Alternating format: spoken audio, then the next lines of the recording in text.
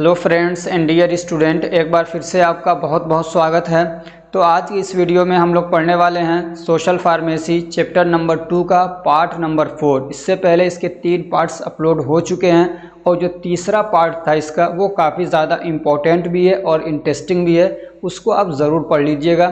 तो चलिए शुरू करते हैं। आज का हमारा टॉपिक है और ये जो टॉपिक्स हैं ये बहुत ईजी है, इसमें कुछ समझना नहीं है, बहुत ईजी से टॉपिक्स हैं, समझ रहे हैं। 1-2 बार पढ़ लेंगे आपको याद हो जाएगा। और आज जो कुछ आप पढ़ने वाले हैं ये आपके नेक्स्ट ईयर में भी काम आएगा। एक सब्जेक्ट है environmental education and disaster management, ठीक है ना। वो एक एक्स्ट्रा सब्जेक्ट आपके उस सिलेबस में ऐड कर दिया गया है। यूपी के अगर आप हैं तो, ठीक है ना, यूपी के अंदर मैं कह रहा हूँ, बाकी दूसरे स्टेट में नहीं है। वो यूपी के स्टूडेंट के ऊपर एक एक्स्ट्रा बोझ डाल दिया गया है। तो इन्वायरमेंटल एजुकेशन और डिज़ास्टर मैनेजमेंट, वहाँ पे आपको ना इससे काफ़ी ज़्यादा हेल्प मिल जाएगी। तो चलिए शुरू करते हैं। टॉपिक क्या है? Effect of environment on health, यानी इन्वायरमेंट का हमारे हेल्थ पे क्या इफेक्ट पड़ता है, क्या प्रभाव पड़ता है, क्या असर पड़ता है, उसके बारे में आपको पढ़ना है। ठीक, तो थोड़ा सा पहले हम लोग इन्वायरमेंट के बारे में देख लेते हैं। तो environment has a significant effect on our health, एक बहुत इंपॉर्टेंट, एक अहम क्या कहते हैं इफेक्ट रखता है, असर होता है हमारे हेल्थ पे।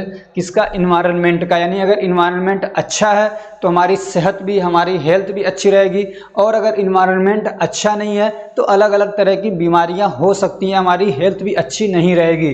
ठीक है ना, उसी को यहाँ पे अब एक्सप्लेन किया गया है। A clean and healthy environment is necessary for good health of living thing. जो भी लिविंग थिंग्स हैं या लिविंग बीइंग्स हैं, लिविंग ऑर्गेनिज्म हैं, उन सब के अच्छी हेल्थ के लिए एक अच्छा और साफ़ सुथरा हेल्दी इन्वायरमेंट का होना बहुत ज़रूरी है। ठीक है ना। अब हम लोग आगे ये भी पढ़ेंगे कि वो क्या क्या चीज़ें हैं या कैसे हमारा जो इन्वायरमेंट है वो अनहेल्दी हो जाता है, ख़राब हो जाता है, पोल्यूटेड हो जाता है, ठीक, कंटामिनेट हो जाता है।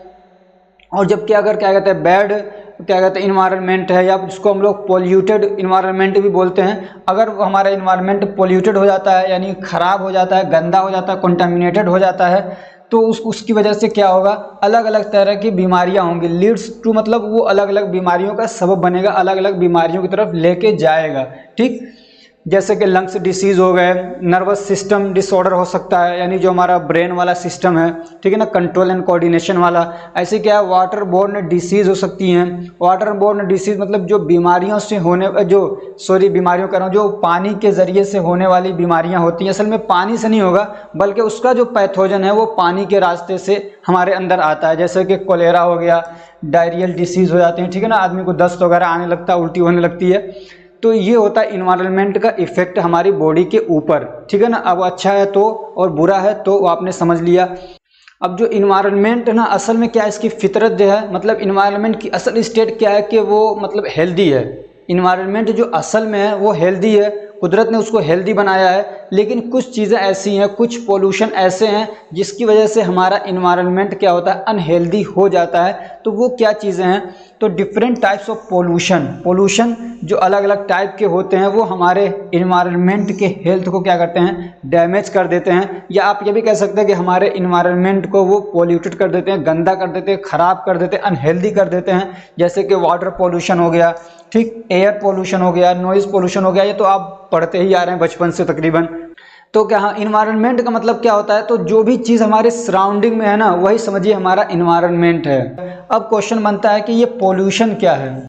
तो क्या है, तो पोल्यूशन क्या होता है, तो द प्रेजेंस ऑफ एनी, ये नहीं है, ये एनी कर लीजिए इसको, ठीक है ना, any substance in the environment in such concentration that cause harm to environmental health and health of living organism is called pollution। समझ में आ गया? कह रहे हैं कि किसी भी चीज़ का प्रेजेंस होना हमारे इन्वायरमेंट में, और वो क्या है, चीज़ हार्मफुल हो और इतने कंसंट्रेशन में हो जिससे क्या हो रहा है, हमको नुकसान पहुंचने लग जाए, हमारे इन्वायरमेंट को नुकसान पहुंचने लग जाए। ठीक है ना। नुकसान पहुंचने का मतलब, अब उससे मान लीजिए एयर पोल्यूशन हो गया, आंखों में जलन हो रही है, आदमी को लंग्स की डिसीज़ होने लग जा रही है। तो कोई भी ऐसी चीज़ हमारे इन्वायरमेंट में इतना ज़्यादा हो जाए उसका कंसंट्रेशन, कि उसकी वजह से हमारे इन्वायरमेंट को क्या है, हमारे इन्वायरमेंट को हार्म होने लगे, उससे उसको मतलब डैमेज होने लगे हमारा इन्वायरमेंट, और लिविंग ऑर्गेनिज्म को क्या तकलीफ होने लगे, उनके हेल्थ ख़राब होने लगे, तो उसको बोलते हैं हम लोग पोल्यूशन। अब जैसे कि वाटर पोल्यूशन है तो उसमें कैसे होगा पोल्यूशन, वो सारी चीज़ें हम लोग अब देखते हैं। ठीक है ना। तो वाटर वाटर पोल्यूशन के बारे में हम लोग पढ़ते हैं तो the presence of any substance यानी केमिकल हो गए या माइक्रो ऑर्गेनिज्म हो गए या मेटल्स हो गए in water in such concentration that causes harm to environment and health of living organism is called water pollution. ये कह रहे हैं अब वाटर पोल्यूशन क्या है, क्वेश्चन पूछ लेता है। तो वाटर पोल्यूशन का मतलब क्या है कि वाटर के अंदर ऐसी चीज़ों का होना जैसे कि केमिकल्स हो गए, माइक्रो ऑर्गेनिज्म हो गए, मेटल्स हो गए, अलग अलग मेटल होते हैं जैसे कि आपने भी पढ़ा आर्सेनिक है, बहुत डेंजरस होता है, लेड हो गया, हैवी मेटल्स आ गए, या क्या कहते हैं आपका क्लोराइड हो गया। तो कोई भी मतलब मेटल है या माइक्रो ऑर्गेनिज्म अलग अलग होते हैं, केमिकल्स वगैरह होते हैं, ये वाटर के अंदर इतने कंसंट्रेशन में मौजूद हैं जिससे हमारा इन्वायरमेंट क्या हो रहा है, इफेक्टेड हो रहा है, ठीक है ना, जिससे हमारा इन्वायरमेंट क्या खराब हो रहा है, उसको हार्म पहुंच रहा है, और फिर लिविंग ऑर्गेनिज्म है उनको नुकसान पहुंच रहा है, ठीक है ना। इन्वायरमेंट को जब नुकसान पहुंचेगा तो जाहिर सी बात है कि लिविंग ऑर्गेनिज्म को भी उससे नुकसान पहुंचेगा, पेड़ पौधों को नुकसान पहुंचेगा। तो इसको हम लोग बोलते हैं वाटर पोल्यूशन। और जिस वाटर के अंदर ये सारी चीजें हैं उसको बोलते हैं पोल्यूटेड वाटर। क्या बोलेंगे उसको? Polluted water. अब हम लोग पढ़ते हैं कि ये वाटर जो हमारा है वो पोल्यूटेड कैसे होता है, ठीक है ना। जो हमारा वाटर है ये कैसे पोल्यूटेड होगा, कैसे गंदा होता है, ठीक है ना। हम लोग मतलब किस वाटर की बात कर रहे हैं, तो जो वाटर हम लोग पीते हैं पानी में वो भी उसके अंदर आता है, जो नदियां हैं, झील हैं, समंदर हैं, इसका जो वाटर है वो भी पोल्यूटेड होता है, ठीक है ना। तो सब वाटर की हम लोग बात कर रहे हैं। तो कहाँ से हमारा जो वाटर है वो पोल्यूटेड होता है? तो इंडस्ट्रियल वेस्ट, ठीक है ना। इंडस्ट्रीज होती हैं बड़ी बड़ी, तो वहाँ पे बहुत सारे केमिकल्स वगैरह भी बनते हैं, ठीक है ना, और अलग बहुत सारे केमिकल रिलीज भी होते हैं, वहाँ से गैस रिलीज होती है, ठीक है ना, धुआं रिलीज होता है, ठीक। तो वहाँ से वेस्ट हमको मिलता है, जैसे कि industrial release, a variety of pollutant, ठीक है ना। ये अलग अलग टाइप के पोल्यूटेंट्स। अब ये पोल्यूटेंट्स क्या है? तो जो चीज़ें पोल्यूशन क्रिएट करती हैं उनको बोलते हैं पोल्यूटेंट्स, ठीक है ना। तो ये अलग अलग टाइप के पोल्यूशन क्या है, या पोल्यूटेंट वाटर के अंदर रिलीज करते हैं मैन्युफैक्चरिंग के दौरान, ठीक है ना, विच में भी टॉक्सिक, जो कि टॉक्सिक हो सकती हैं। ऐसे ही क्या कहते हैं, हमारा जो सीवेज है, सीवेज क्या मतलब जो हमारे घरों से पानी निकलता है, जैसे कि मान लीजिए बाथरूम वाला हो गया, या कपड़े धुले जा रहे हैं, बर्तन धुले जा रहे हैं, या टॉयलेट का जो पानी है, जो भी पानी निकलता है घरों से, ठीक है ना, तो उसको हम लोग बोलते हैं सीवेज, जो नालियों के अंदर बहता है। तो जो उसके अंदर भी माइक्रो ऑर्गेनिज्म हो सकते हैं, उसके अंदर क्या केमिकल्स हो सकते हैं, एंटीबायोटिक्स हो सकती हैं, मेटल्स हो सकते हैं, ठीक है ना, फर्टिलाइजर हो सकते हैं, पेस्टिसाइड्स हो सकती हैं। तो ये सारी चीज़ें भी क्या है, अब जाके सीधे वाटर में गिरती हैं। अब मान लीजिए नदी में जाके गिर रही है, नदी का पानी तो साफ सुथरा था, अच्छा था, लेकिन उसको जाके क्या कर रही है, पोल्यूट कर दे रही हैं। ऐसे क्या है, इम्प्रॉपर वेस्ट डिस्पोजल, यानी जो वेस्ट निकल रहा है। अब ये जो क्या कहते हैं, जो इंडस्ट्रीज से वेस्ट रिलीज हो रहा है, या हमारे घरों से जो सीवेज क्या कहते हैं वेस्ट रिलीज हो रहा है, और भी जो भी वेस्ट हैं, जैसे कि मान लीजिए प्लास्टिक वगैरह हैं या कूड़ा कचरा है, ठीक है ना, जो मतलब सॉलिड वेस्ट हैं जो घरों से निकल रहे हैं, तो उनको क्या है ठिकाने लगाया जाता है, उसको बोलते हैं डिस्पोजल करना, ठीक है ना, कि उसको डिस्पोज कर दिया गया, उसको ठिकाने लगा दिया गया।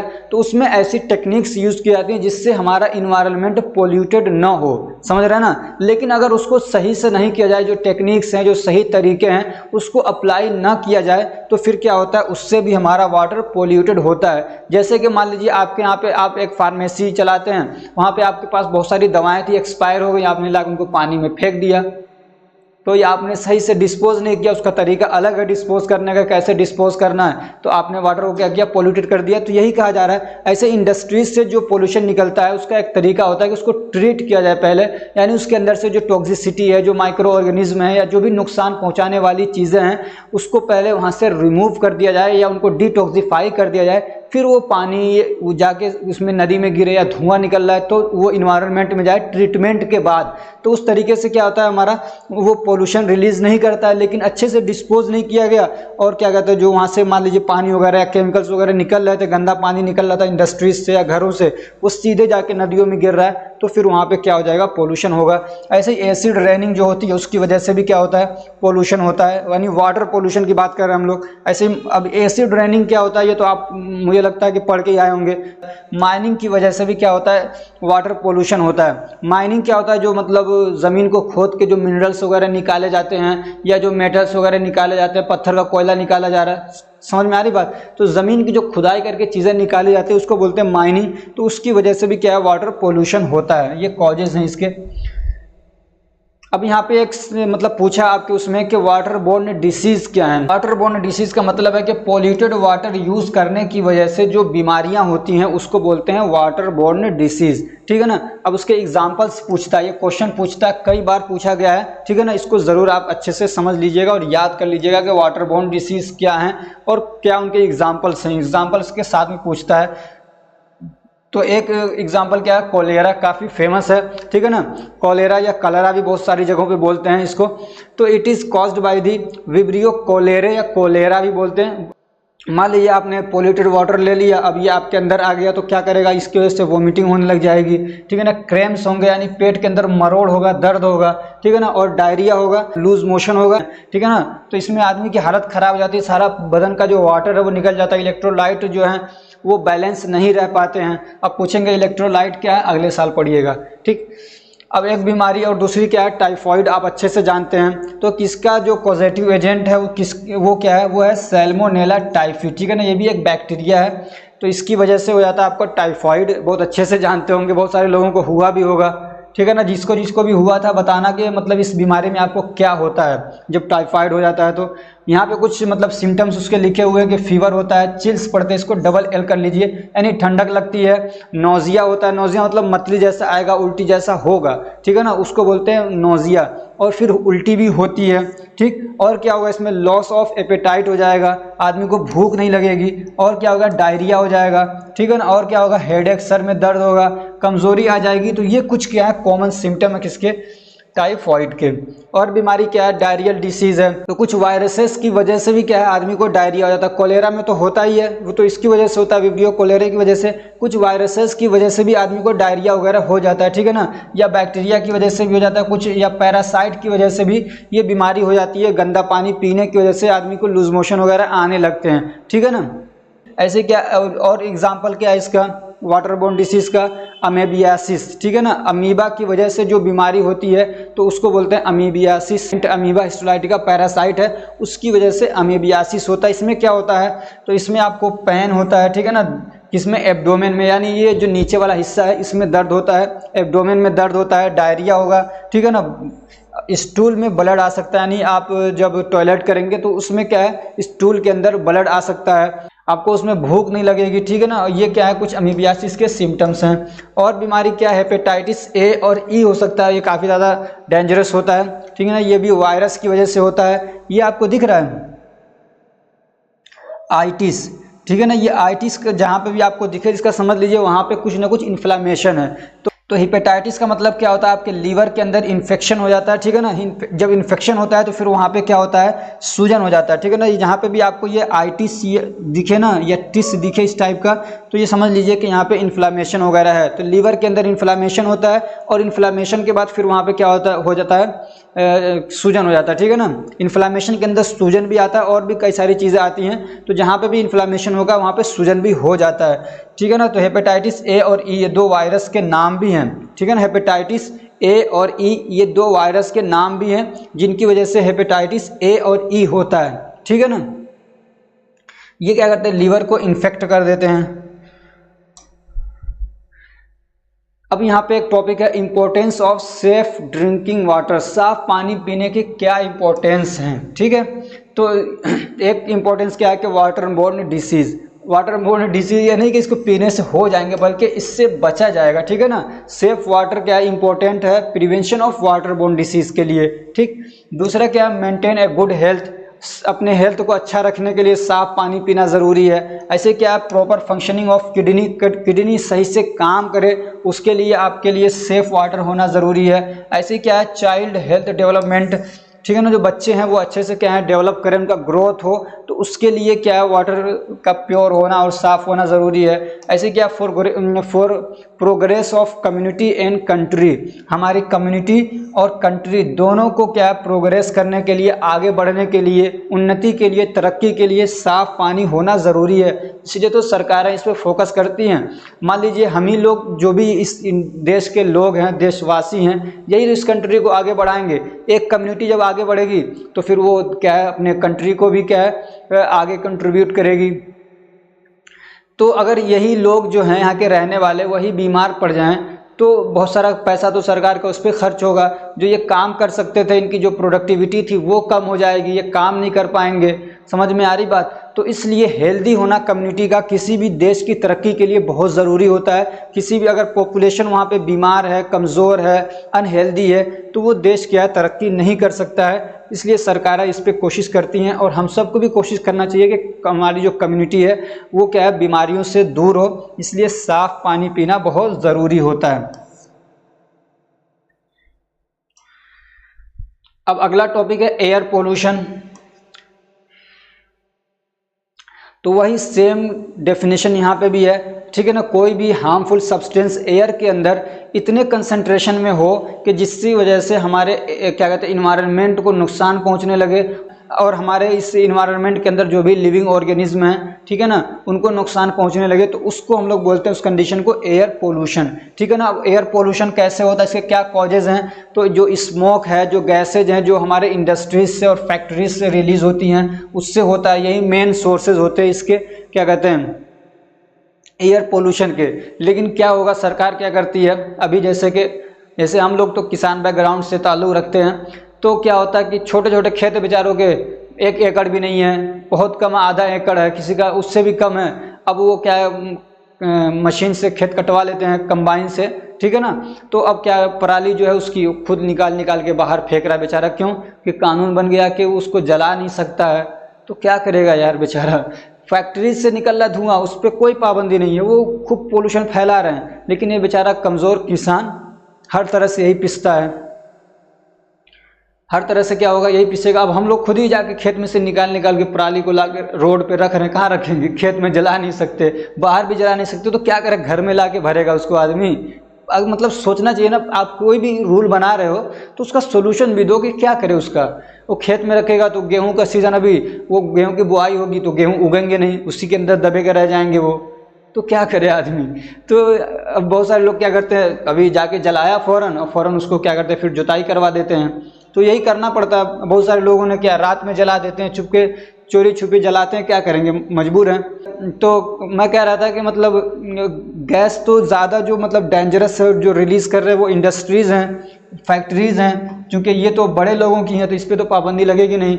अब यूपी में, यहाँ पे हम लोग दिल्ली से 800 किलोमीटर दूर है, 900 किलोमीटर दूर हैं, यूपी के कोने पे हैं इधर। यहाँ हम लोग अपना खेत जला रहे हैं, तो यहाँ इससे धुआं जा रहा है और जाके ये दिल्ली के इन्वायरमेंट को ख़राब कर दे रहा है। सोचने वाली बात है, समझिए इसको। हम लोग यहाँ से 800 किलोमीटर से जाके धुआं वहाँ पे क्या कर रहा है, दिल्ली के इन्वायरमेंट को, वहाँ के एयर को ख़राब कर दे रहा है, क्वालिटी को। और क्या कहते हैं, जो वहाँ पे आसपास में फैक्ट्रीज़ हैं, जो नोएडा के अंदर फैक्ट्रीज़ हैं, गाज़ियाबाद के अंदर हैं, जो दिल्ली के अंदर खुद हैं, उसका जो धुआं निकल रहा है उससे दिल्ली का एयर पोल्यूशन नहीं हो रहा है, ठीक है ना। समझ रहे हैं ना, ये बातें समझना चाहिए, क्रोनोलॉजी इसको, ठीक। और क्या है, the smoke is release from vehicles, और गाड़ियों की वजह से जो क्या कहते हैं धुआं रिलीज़ हो रहा है, तो उसकी वजह से भी एयर पोल्यूशन होता है। ऐसे ही बर्निंग फॉसिल फ्यूल्स, जितना ज़्यादा हम लोग फॉसिल फ्यूल्स को जलाते हैं, गैसेज हो गए, डीजल हो गया, पेट्रोल हो गया, और क्या कहते हैं मिट्टी का तेल हो गया, ठीक है ना, केरोसिन, तो उसकी वजह से भी क्या कहते हैं एयर पोल्यूशन होता है। ऐसे ही जो फर्टिलाइज़र यूज़ होता है खेतों के अंदर, पेस्टिसाइड्स यूज़ होते हैं कीड़े मकोड़ों को मारने के लिए, ठीक है ना, तो वो भी तो उड़ के हवा के अंदर आते, मान लो छिड़काव कर रहे हैं तो हवा के अंदर वो भी आ जाते हैं, ठीक है ना, एग्रीकल्चर पर्पज़ के लिए, तो वहाँ से भी होता है, हम किसान लोग भी करते हैं, लेकिन बहुत कम होता है उससे।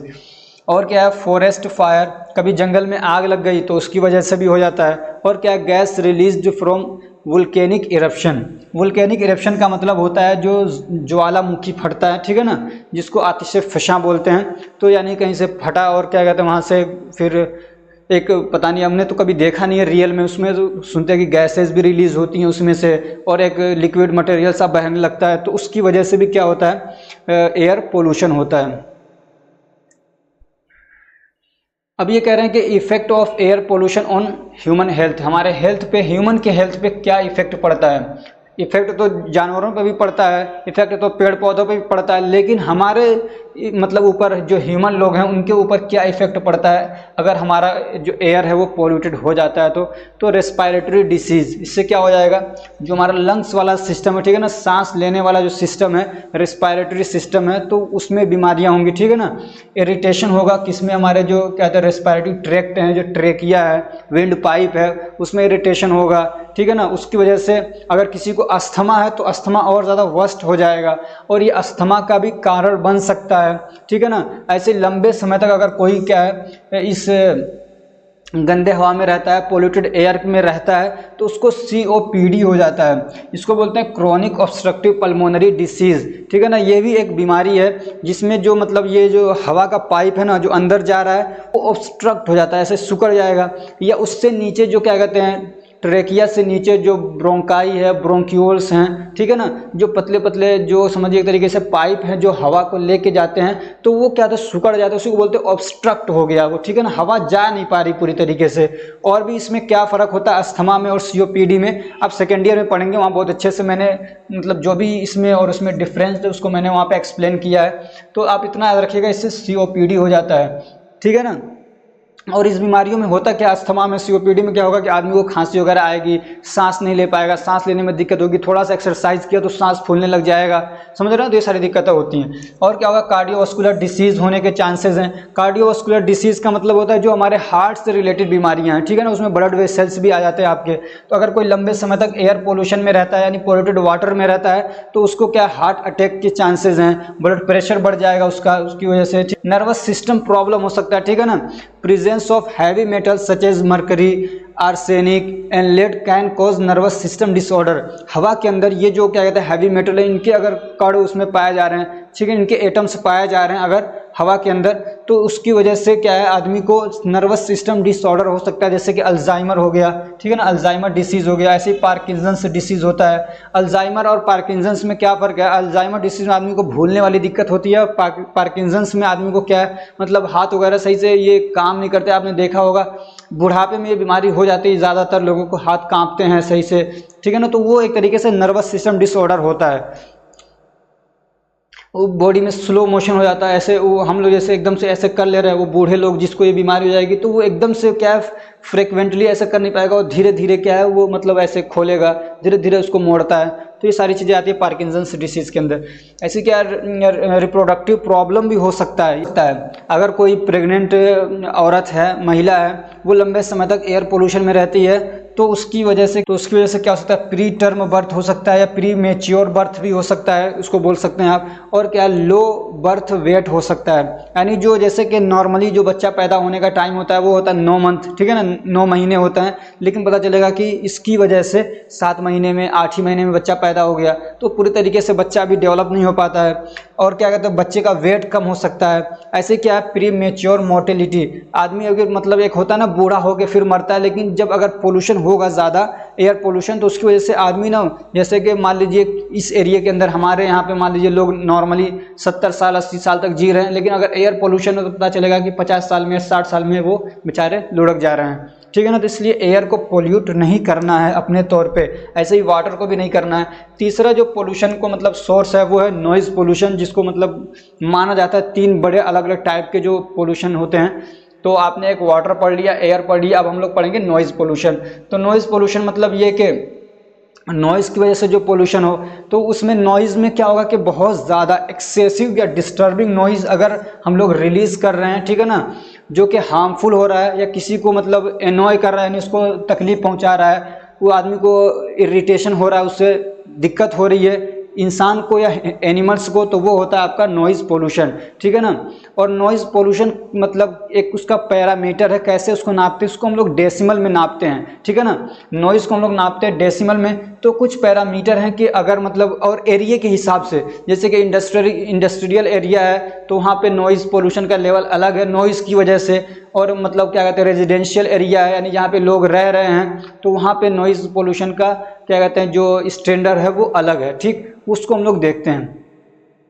तो जैसे कि इंडस्ट्रियल एरिया है और दिन का टाइम है, ठीक है ना, इंडस्ट्रियल एरिया है और दिन का टाइम है, तो क्या कहते हैं तो कितना मतलब किस लेवल तक का वॉइस मतलब उसकी परमिशन मिली हुई है उसको बोलते हैं परमिजिबल, ठीक है ना साउंड। जो सेंट्रल पोल्यूशन कंट्रोल बोर्ड है उसने ये तय किया है कि किस एरिया के अंदर कितना नॉइज़ की क्या मतलब परमिशन है कि उतना आप कर सकते हैं, उससे ज़्यादा नहीं कर सकते हैं। तो वो तय किसने किया है? सेंट्रल पोल्यूशन कंट्रोल बोर्ड ने। वो क्या है चलिए देखते हैं। इतने लेवल तक का मतलब परमिशन है, उससे ज़्यादा होगा तो फिर उनके ऊपर क्या है चार्जेस वगैरह लगेंगे, पेनाल्टी देनी पड़ेगी। तो इंडस्ट्रियल एरिया में कितना है 75 dB डेसिबल बोलते हैं इसको, ठीक है ना। और ये दिन के अंदर है और नाइट के अंदर कितना है वो 65, इससे ज़्यादा नहीं करना है वरना उसको नॉइज़ पोल्यूशन क्या होता माना जाएगा। ऐसे कॉमर्शियल एरिया है तो उसमें कितना है 65 dB, ठीक है ना दिन के अंदर, और 55 dB कितना है नाइट के अंदर। कॉमर्शियल एरिया मतलब जहाँ पे फैक्ट्री वगैरह नहीं है लेकिन वहाँ पे काम काज होता है, दुकान वगैरह हैं, ठीक है ना। और रेजिडेंशियल एरिया जहाँ पे मतलब जो रहायशी इलाका है जहाँ पे लोग रहते हैं तो उसमें दिन के अंदर कितना है 50 और रात के अंदर कितना है 45 dB। इससे ज़्यादा अगर कोई करता है तो उसको माना जाएगा कि वो क्या कहते हैं नॉइज़ पोल्यूशन कर रहा है, ठीक। Generally noise pollution above 75 dB decibel, ठीक है ना। डीबी का मतलब होता है decibel during the day and 55 dB during night for long duration is considered noise pollution, ठीक है ना। नॉर्मली अगर देखा जाए तो 75 dB से अगर ऊपर जाता है दिन के अंदर और रात के अंदर 55 dB से ऊपर जाता है तो उसको क्या है नॉइज़ पोल्यूशन कंसिडर किया जाता है। अब इसके नॉइज़ पोल्यूशन के सोर्स क्या है? तो ट्रैफिक नॉइज़ हो गया, इंडस्ट्रियल नॉइज़ हो गया, ऐसे डीजे और म्यूजिक। सबसे ज़्यादा मुझे लगता है कि आजकल जो रेजिडेंशियल एरिया के अंदर यानी रहायशी इलाके में सबसे ज़्यादा नॉइज़ पोल्यूशन होता है वो किससे होता है? डीजे से और म्यूजिक वगैरह से। इतना तेज़ साउंड कर देते हैं ना जिससे लगता है कि दिल धड़कने लगता है, धक धक लगता है। तो इतना तेज़ नहीं करना चाहिए। और क्या पब्लिक गैदरिंग वगैरह की वजह से लोग जमा हो रहे हैं शादी ब्याहों में, तो लोग जहाँ पे 10, 50, 100, 200, 400 जमा होंगे तो वहाँ पे भी थोड़ा शोर शराबा होता है, लेकिन इससे इतना ज़्यादा नहीं होता है चूँकि ये बहुत लंबे समय तक नहीं रहता है। और क्या effect of noise pollution? Noise pollution से क्या होगा? तो हियरिंग लॉस हो जाएगा, ठीक है ना, आदमी को सुनने में दिक्कत होने लगेगी, या हो सकता है परमानेंट लॉस हो जाए, ठीक है ना। लंबे समय तक अगर आदमी नॉइज़ पोल्यूशन में रहता है तो उससे परमानेंट, लंबे समय तक अगर रहता है तो परमानेंट हियरिंग लॉस हो सकता है, ठीक है ना। ऐसे क्या है स्लीप डिस्टर्बेंस हो जाएगा, आदमी को पता चला नॉइज़ पोल्यूशन है बहुत ज़्यादा तो वो क्या करेगा आदमी को डिस्टर्ब स्लीप कर देगा। आदमी का जो स्लीप सोने का पैटर्न है वो चेंज हो सकता है, यानी उसको नॉर्मली 10 बजे नींद आ जाती थी लेकिन अब नहीं आएगी नॉइज़ पोल्यूशन की वजह से। इंसोम्निया भी हो सकता है। इंसोम्निया क्या है कमेंट करके ज़रूर बताइएगा। इंसोम्निया क्या है? इंसोम्निया मतलब ये कि जो नॉर्मल पैटर्न होता है आदमी के सोने का, जैसे कि मान लीजिए वो रोज़ाना 5 घंटे सोता है या मान लीजिए 8 घंटे सो रहा है तो 8 घंटे अब उसको नींद नहीं आ रही है, वो 5 ही घंटे सो रहा है, ठीक है ना, तो वो होता है इंसोम्निया। ऐसे क्या हेडेक हो सकता है, एंजाइटी हो सकती है, आदमी को टेंशन वगैरह हो सकता है। और क्या होता है अगर स्ट्रेस हो रहा है तो उसकी वजह से ब्लड प्रेशर भी हाई हो सकता है, ठीक है ना। अब एक चीज़ यहाँ पे ध्यान रखिएगा, डू यू नो, क्या आप जानते हैं 4000 से लेकर 6000 हर्ट्ज ये इसकी फ्रीक्वेंसी होती है, ठीक है ना। Can cause temporary hearing loss, ठीक है ना। इतना अगर इसकी मतलब नॉइज़ की फ्रीक्वेंसी इतनी है अगर, ठीक है ना, फ्रीक्वेंसी को हर्ट्ज में नापते हैं तो उसकी वजह से क्या होगा टेम्परेरी नॉइज़ लॉस हो सकता है, ठीक।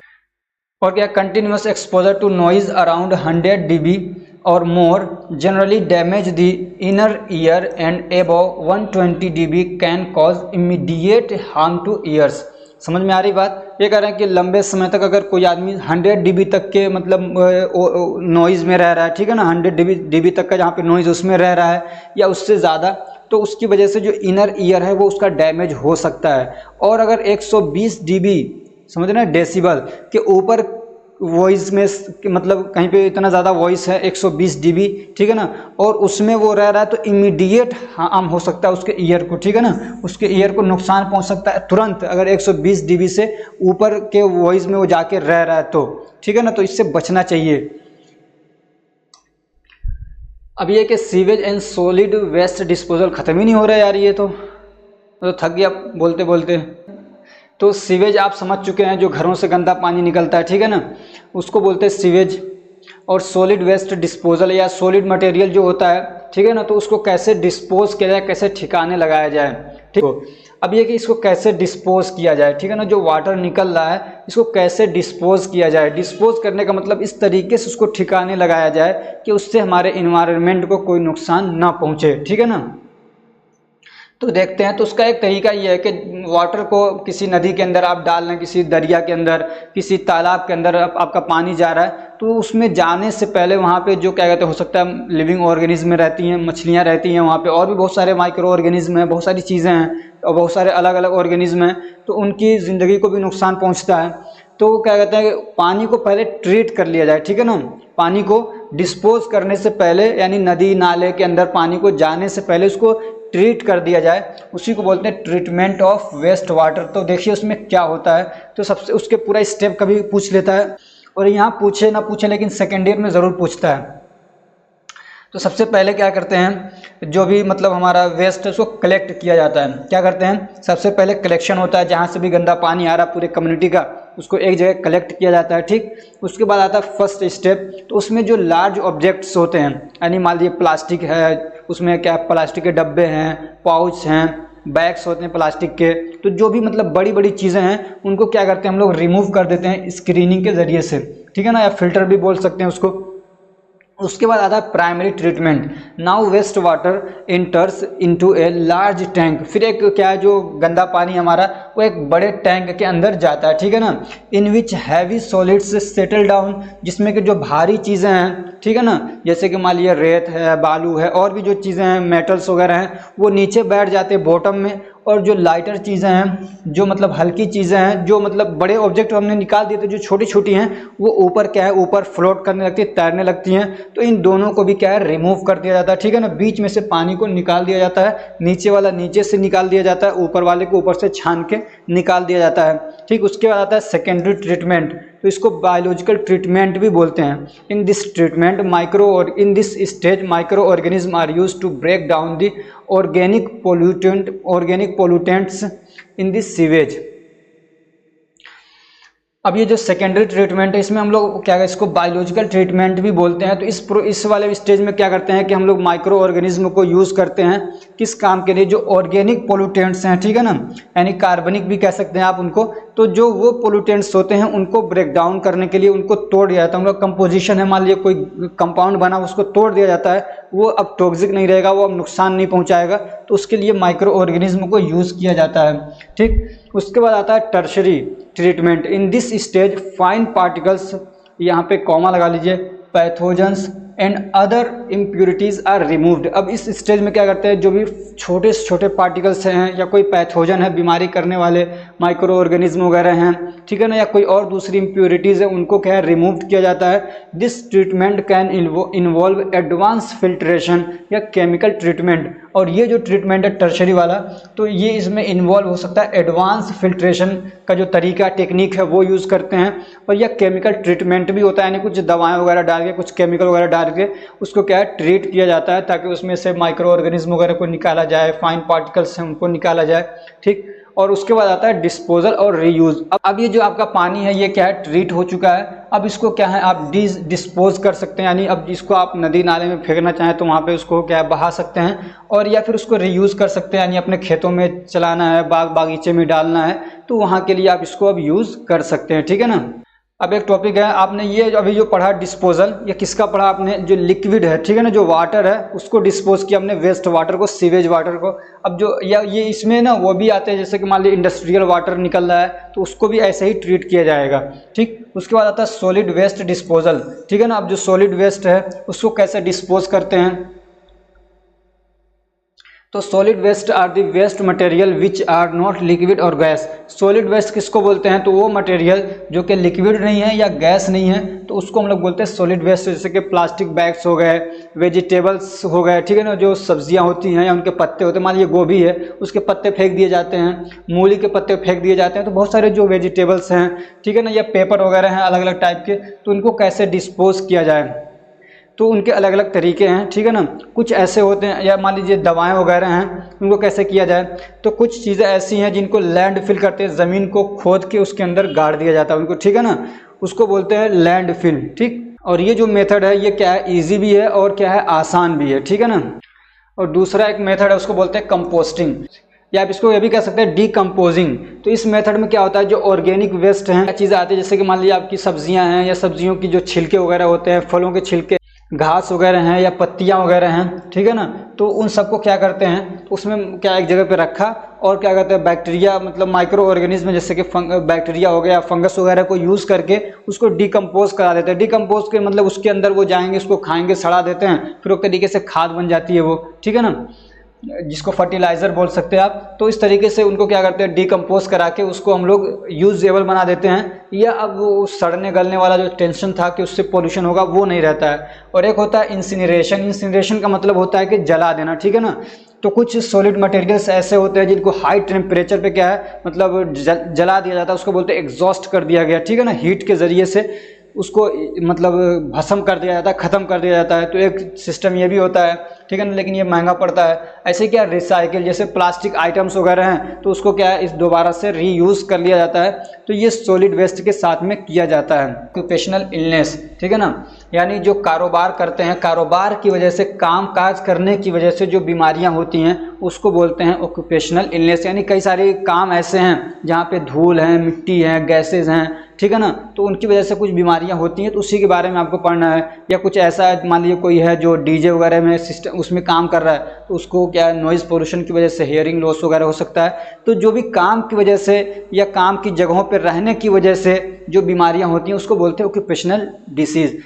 अब ये ना जो ऑक्यूपेशनल इलनेस हैं उनके लिए अलग अलग क्या है मतलब डिफरेंट फैक्टर्स हो सकते हैं, बहुत सारी चीज़ें हो सकती हैं जिनकी वजह से कॉजेज़ हो सकते हैं जिनकी वजह से बीमारियां होती हैं। जैसे कि जो हज़ार्डस केमिकल्स हैं, हज़ार्डस मतलब हार्मफुल नुकसान पहुंचाने वाले केमिकल्स, मान लीजिए कोई ऐसी कंपनी में काम कर रहा है जो केमिकल्स के एक्सपोजर में आ रहा है तो वहाँ पे भी दिक्कत हो सकती है। ऐसी डस्ट वगैरह हैं जैसे कि सीमेंट वाली कंपनी है, डीजे ऐसे नॉइज़ है, ठीक है ना, जैसे कि जो गाना बजाना वाला सिस्टम है डीजे वगैरह उस वाले में काम कर रहा है, उस वाली फैकल्टी में, तो वहाँ पे हो सकता है रेडिएशन से भी दिक्कतें होती हैं। जैसे कि रेडियोलॉजी होती है, एक्सरे वगैरह हो रहे हैं, अल्ट्रासाउंड वगैरह हो रहे हैं, तो वहाँ से दिक्कत हो सकती है। कोई क्या मीडिया कल्चर मीडिया कर रहा है, ठीक है ना, माइक्रो ऑर्गेनिज्म ऐसे जगह पे काम कर रहा है जहाँ पे माइक्रो ऑर्गेनिज्म है बहुत ज़्यादा, ठीक है ना।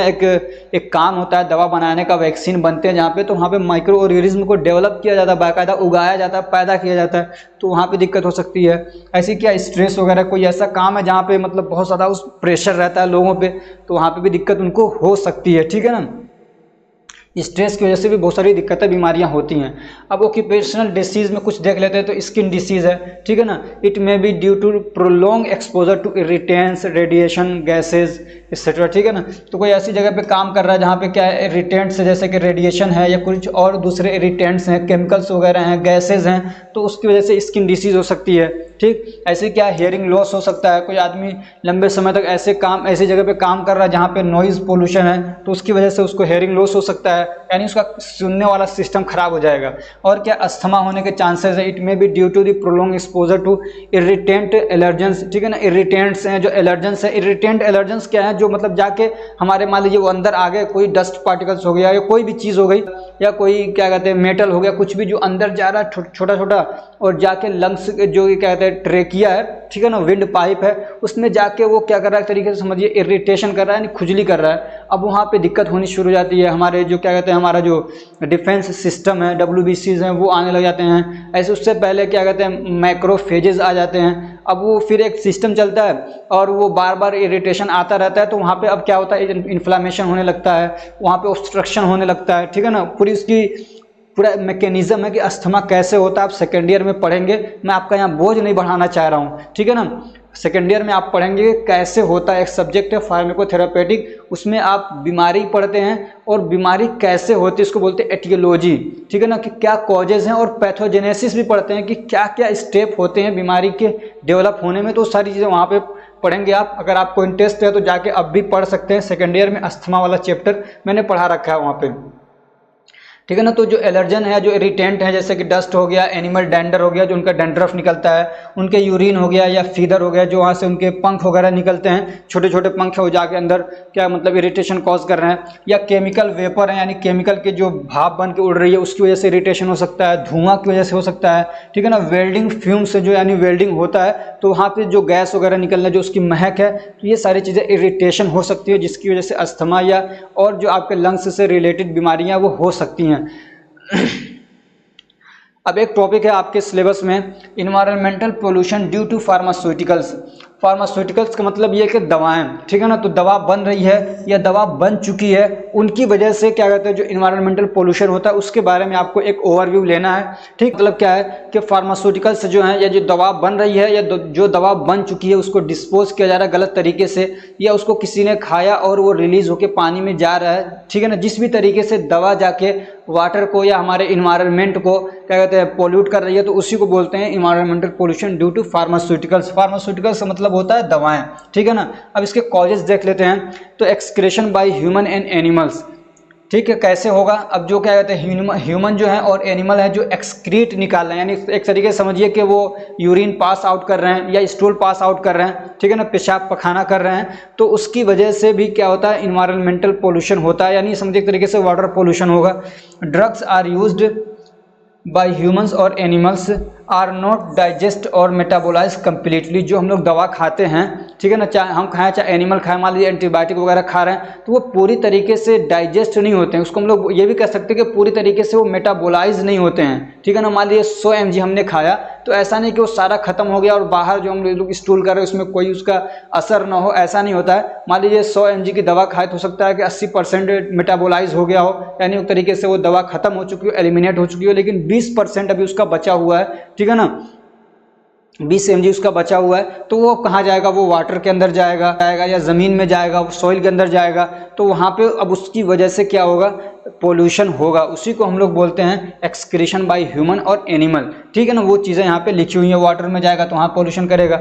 ऐसे क्या है, improper disposal of unused pharmaceuticals. मान लीजिए हमने दवा खरीद ली, ठीक, या दवा बन गई कंपनी के अंदर, वो क्या हो गई, मतलब एक्सपायर हो गई, या दवा एक्सपायर नहीं हुई, हमने खरीदा दवा एक्सपायर भी नहीं हुई है, हम दवा लेके आए, ठीक, हमको बुखार है, मान लीजिए हम 5 टाइम की दवा लाए, 2 टाइम दवा खाई, ठीक हो गए, मैं 3 टाइम की दवा बची हुई है, उसको उठा के नाली में फेंक दिया। अब उसमें एंटीबायोटिक्स भी हो सकती हैं, ठीक है ना, और भी अलग अलग दवाएं हो सकती हैं। तो अब वो कहाँ जाएगा, वो सीधे या तो ज़मीन में या तो फिर क्या है पानी में, तो वहाँ से पोल्यूशन होगा, ठीक है ना। ऐसे ड्रग मैन्युफैक्चरिंग की वजह से होता है और मैन्युफैक्चरिंग प्रोसेस में भी हो सकता है। जैसे कि मान लीजिए क्या कहते हैं during manufacturing process by products की वजह से होता है, या क्या कहते हैं जैसे कि मान लीजिए स्पॉट के अंदर दवा बनाई गई, तो अब उसको वहाँ से जब निकालते हो तो ऐसा नहीं कि पूरा एकदम साफ़ हो जाता है, उसमें कुछ पार्टिकल्स उसके चिपके रहते हैं।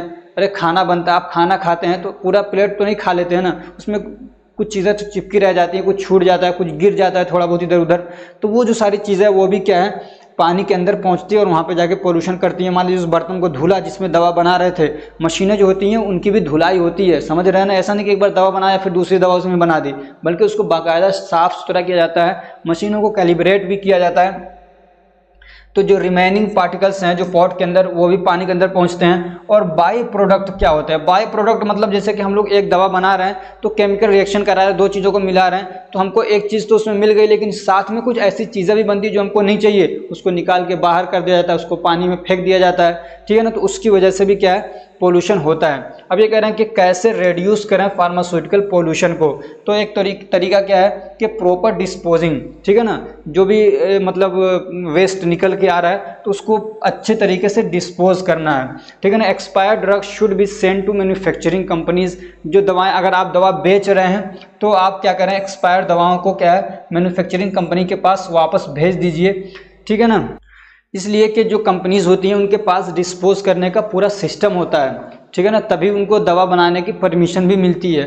लेकिन अगर मान लीजिए आप नहीं भेज पा रहे हैं या कंपनी ले नहीं रही है तो फिर वो अलग तरीका है, फिर उसके बाद कैसे क्या करना है। तो फिर उसमें दूसरा तरीका है कि आपके जो नगर पालिका है, ठीक है ना, या गवर्नमेंट ने अलग अलग बना के रखते हैं कि दवाओं को डिस्पोज कैसे करना है, तो उस सेंटर में आप जाके संपर्क करेंगे।